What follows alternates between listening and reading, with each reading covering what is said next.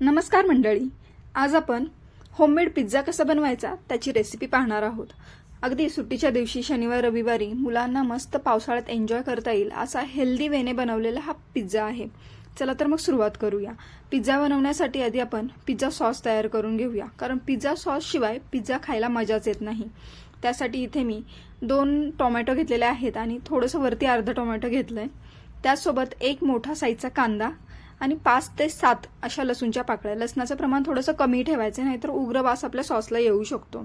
त्यानंतर ओरॅगॅनो जो असतो ती पावडर घातलेली आहे। चवीनुसार मीठ आणि साखर साधारण अर्धा ते 1 चमचा घालून घेतली आहे। त्यानंतर हे छान मिक्सरला ग्राइंड करून घ्यायचंय आणि त्यामध्ये तेल घालून छान परतवून घ्यायचे घट्ट होईपर्यंत। आणि त्यामध्ये लाल मिरची पावडर, बेडगी लाल मिरची पावडर घालून घ्यायची। तो सॉस असा आपला दिसत असतो। आता इथे मी ढोबळी मिरची, कांदा, मक्याचे दाणे, चीज, बटर, पिझ्झा बेस आणि बनवलेला पिझ्झा सॉस असं हे सर्व साहित्य घेतलेलं आहे। हा पिझ्झाचा जो बेस आहे हा तुम्हाला बेकरीमध्ये इझिली अवेलेबल होईल किंवा ब्लिंकिट वगैरे साईटवरून तुम्ही मागवू शकता।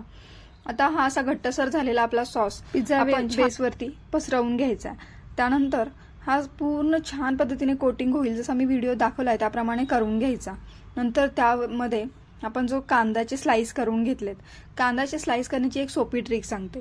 कांदा अर्धा करायचा, त्यानंतर परत अर्ध्या कांद्याला मध्ये एक स्लाइस करून घ्यायची आणि त्याचे पीसेस करून घ्यायचे। असे चौकोनी आकाराचे दिसायला सुंदर दिसतात।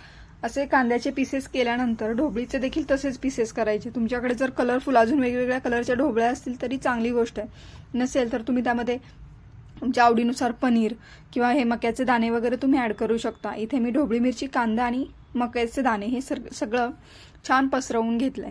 त्यानंतर गो चीज या कंपनीचं मी चीज वापरलेलं आहे। हे अतिशय चविष्ट आणि पौष्टिक असं चीज आहे। तसं बघायला गेलं तर चीज किंवा पिझ्झा बेस हे हेल्दी पदार्थ नाहीये, पण त्यातल्या त्यात बाहेरून खाण्यापेक्षा आपण घरी बनवलेले त्यातल्या त्यात हेल्दी असतात। अशा पद्धतीने हे सर्व भाज्या स्प्रेड करून त्याच्यावरती चीज पसरवून घ्यायचे।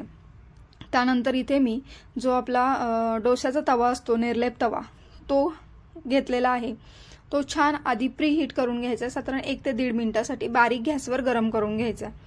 त्यानंतर त्याला आपण जे बटर घेतलंय ते छान स्प्रेड करून घ्यायचे की जेणेकरून चिटकणार नाही किंवा करपणार नाही त्यासाठी। त्यानंतर आपण हा जो पिझ्झा तयार करून घेतलाय तो अलगदपणे उचलून त्या तव्यावरती ठेवायचा आहे। त्यावरती एखादं झाकण किंवा कढई किंवा तुमच्याकडे काही असेल ते त्यांनी कोट करून घ्यायचं, झाकून घ्यायचं, कारण जेणेकरून जे आपण चीज वरून घालून घेतले ते छान मेल्ट झालं पाहिजे आणि जेव्हा खाताना एकदम ज्युसी फील आला पाहिजे त्याच्यासाठी ती प्रोसेस करायची आहे। तुम्ही तसंही करू शकता, पण मेल्ट व्हायला वेळ लागेल आणि जेणेकरून खालून जो पिझ्झा बेस आहे तो कडक होऊन जाईल।